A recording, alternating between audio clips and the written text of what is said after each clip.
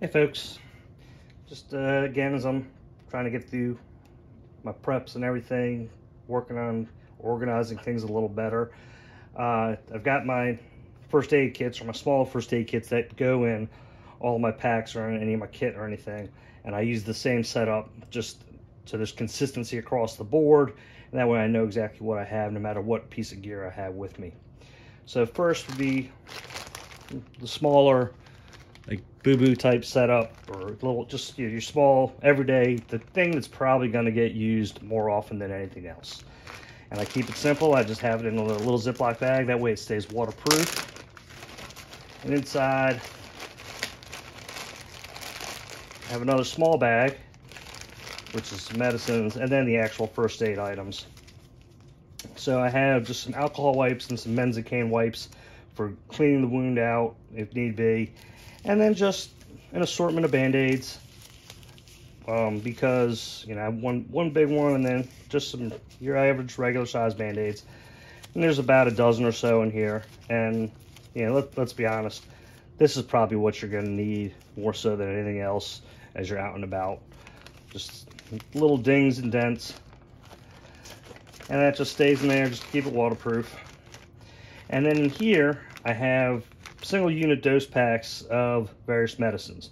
And what I did, because the writing's real small on the little packets themselves, if I just pull one out, so it's tiny little writing. So two things I did: one, I have a little Fresnel lens in there to help read it if need be, and also I typed out what I have in here. So there's 12 packs of ibuprofen, 12 packs of acetaminophen, some aspirin, loperamide, which is antidiarrheal, diphenhydramine, which is Benadryl, which is your anti-allergy pill, and then some calcium carbonate, which is antacids. Of course, the names that are on the packs don't necessarily match up with what your regular, you know, everyday, your Advil or things like that, Tylenol. So I use the wording that's on the packs. That way you know what they are, and it tells what the dosing is of each of the pills and then how it's packed. That way it just keeps it easy to read, to know what you're going to try and grab if you need it. But this, more than likely, probably what you're going to be needing out in the field. Anyone who's spent any time out there knows, you know, ibuprofen and water makes everything better. And again, that all just goes in the Ziploc bag. And it's a nice small little package. So this here would be your trauma kit, blowout kit, whatever you want to call it, IFAK. So this kind of mirrors what most of the issue IFAKs contain, and I can go through and explain some of the items that I carry. So what I have here is I have it vacuum sealed in one of these bags. I like these bags a lot. I got them, I forget exactly what the purpose is for, and then it's just kind of turned into one of my favorite setups to use. So vacuum sealing it helps to compact it a little bit. And the one thing I really like about this, and why I did this, was because it's a Ziploc style bag. So I can open this, use some of the items, and then seal it back up afterwards. And of course, as you know, we always talk about the plastic bag itself, you can always use as a expedient chest seal if you need more than what you have in here. So I put a piece of red duct tape across the top right above the tear notches. Makes it nice and easy to grab, identify, and pull open. So I'll just pull everything out and go from there.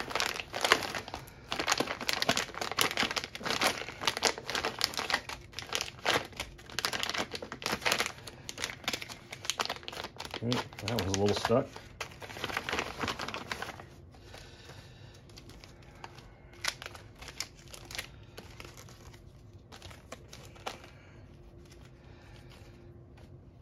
So in here, there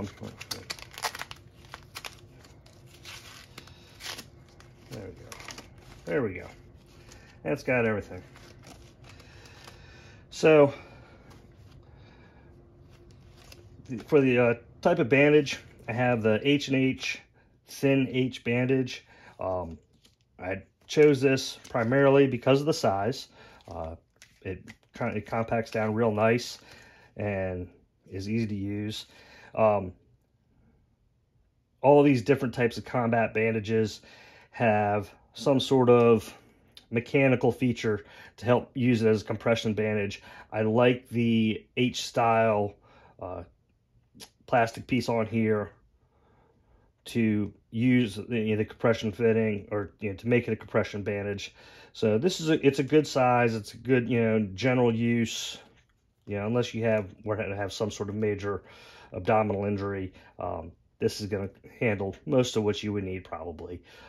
Chances are, again, probably not going to need it. Maybe some, if you were out camping and God forbid you had an accident, processing some wood, this should more than definitely cover what you need there. The Hyphen Twin Seal chest packs, don't need to say much more about that. These are great. Everyone talks well about them. North American Rescue puts out some good stuff. And yeah, the compact kits help fit it on here real well. I have a nasopharyngeal airway nose hose and some lubricating jelly. I'm not going to get much more into that. If you have some sort of facial trauma, need to maintain an airway, that does great for that. That's what it's for. I have the H&H flat compressed gauze. So normally, they just kind of package this a little differently. Normally the H&H is kind of, the normal packs are half that size, but then they're twice as thick. So if you fold this over, that's what it would be like. I use these just for the style of packing it in here, but compressed gauze to pack wounds. You'll note I don't have quick clot or any of the hemostatic agents. Reason for that is quick clot expires, what the actual expiration date really may be for the medicinal value of the quick clot. There is an expiration. How far past that it's actually useful, I'm not sure. But in the end, the whole premise behind quick clot is that you have to pack the wound right at the bleeding vessel. And then once you pack the wound with the hemostatic gauze, you have to hold that pressure, direct pressure on that vessel for 5 minutes. There's studies that say if you do the same thing with regular compressed gauze, packing the wound properly and holding that direct pressure, it's almost as effective, if not just as effective, as hemostatic agents. There's some people going to argue you should have the hemostatic agents better. I don't carry it, so we'll just move on. I have a secondary mini compression dressing. It's also made by H&H. This is basically, any of these combat bandages are basically an ace bandage with a pad on the inside. The Thin H that I have here has the plastic H style mechanical feature to make it a compression dressing. This one doesn't. This is just basically ace wrap with a pad on it, and this is just a secondary item to have if you need to you have multiple wounds, you need to do something else, or maybe you have just something real small, and then this will work. I obviously have some flat pack duct tape, not much more to say about that. And then lastly, I have an H&H burn dressing, or they call it the Super Combat Cravat. It's just a really big cravat. The upside to this, as opposed to your standard triangular bandages, it is packed as sterile. So when you talk about treating burns, once you stop the burn from happening, typically what we say is we want to wrap it in dry, sterile dressing till we get them to a medical facility. So that is kind of how they marketed this as a burn dressing, because it's that dry dressing. It's sterile, which is different from your other triangular bandages, and this is much bigger. It's 45 by 45 by 63. So again, of course, pair of gloves. Didn't mention that, but have gloves in there also. So the one thing you'll notice that I do not have in here is a decompression needle. I've hemmed and hawed, gone back and forth on whether I wanted to have a decompression needle in here. I have some in some other larger kits. I don't have it in here. I don't know. the big thing is if you have you do have a sucking chest wound, and you have a collapsed lung, that you have to use that, and you got to make sure you're getting the higher care anyhow.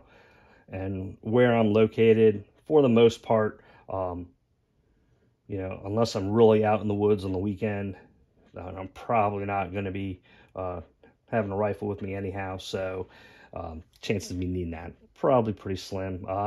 Maybe I'll change my mind and repack these with some needles, but at this point I don't have it. Yeah, this is more than enough for most average wounds you're going to meet when you're just out in the woods, you know, not on the range. So go ahead, leave some comments, let me know what you think. Let me know what you think about the, you know, not carrying any hemostatic gauze, or not carrying any needle decompression pieces of equipment. So thanks for watching, and leave your comments below.